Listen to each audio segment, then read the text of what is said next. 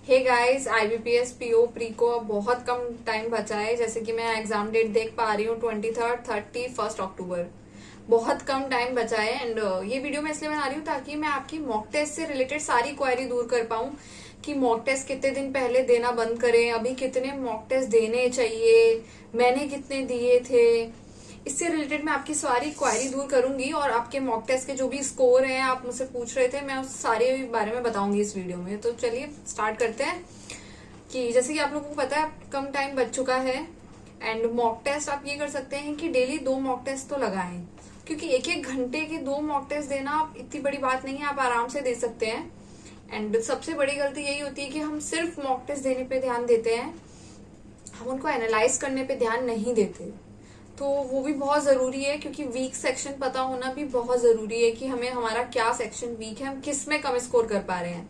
And score को अपना analyse करें परसेंटाइल से कि मेरी क्या परसेंटाइल आ रही है इस मॉक टेस्ट में। रैंक से मत करिए, परसेंटाइल से करिए। मैं उससे करती थी, मुझे सही लगता था।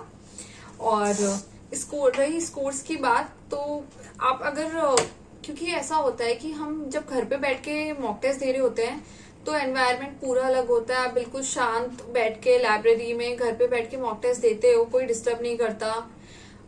बट एग्जाम हॉल में अपोजिट होता है, आप इतने सारे बच्चों के बीच में दे रहे होते हैं। काफी बार तो ऐसा होता है कि मेरे बाजू वाले जो बैठते हैं वो इंग्लिश में जो पैसेज वगैरह आते हैं, कुछ आते हैं, वो क्वेश्चन रीड करने लग जाते हैं और बोलने लग जाते हैं। कुछ भी क्वांट के कुछ क्वेश्चन या कुछ भी बोलने लग जाते हैं, तो उससे बहुत डिस्टरबेंस होता है।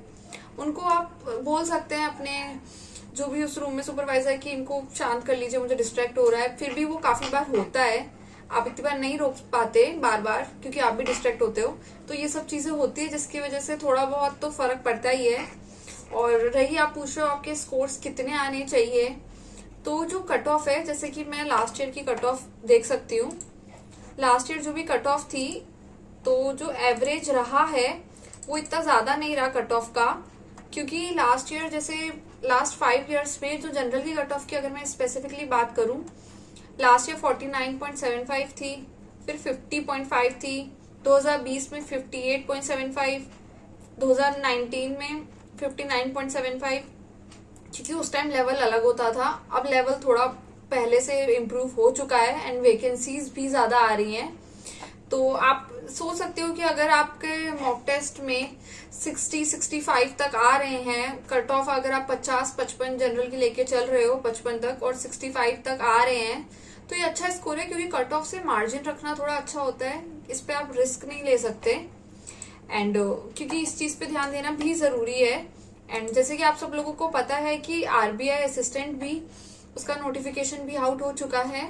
तो उसके लिए भी आप ये कर सकते हैं कि आरबीआई असिस्टेंट का जो लास्ट ईयर का प्री का टेस्ट था, उसके लिए गाइडली ने फ्री मॉक टेस्ट रखा है प्रीवियसली ईयर बेस्ड क्वेश्चन पे। पूरे उस पे वही प्रीवियस ईयर के जो भी क्वेश्चंस थे, जो भी सेट था, उस हिसाब से उन्होंने बनाया है। तो लिंक मैं नीचे डिस्क्रिप्शन पे दे दूंगी, आप उसको अटेम्प्ट कर लीजिए। उससे आपको आरबीआई असिस्टेंट का भी आइडिया मिल जाएगा, क्योंकि आप सिर्फ आईबीपीएस पीओ तो नहीं कर रहे हैं, बाकी आरबीआई एसबीआई जो भी आता जाएगा आप सब देते जाएंगे।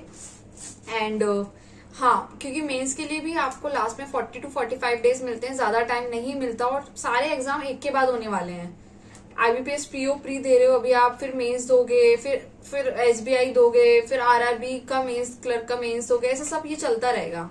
तो मेंस के लिए आपको वीक में 2 बार तो आप कोशिश करें कि आप लगा लें मेंस का टेस्ट। अगर आप 2 बार नहीं लगा पा रहे, क्योंकि कई लोग बोलते हैं कि हम नहीं दे पाते इतनी लॉन्ग सिटिंग, ये जो भी है, तो आप ये कोशिश करें कि आप सेक्शनल टेस्ट जरूर दें।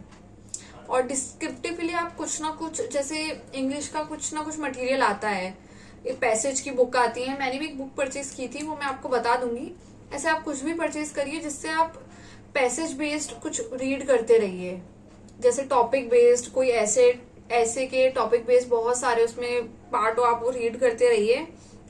एंड और मैं कमेंट्स की बात कर लेती हूँ अब, क्योंकि काफी लोगों ने कमेंट करके अपनी क्वेरी पूछी है।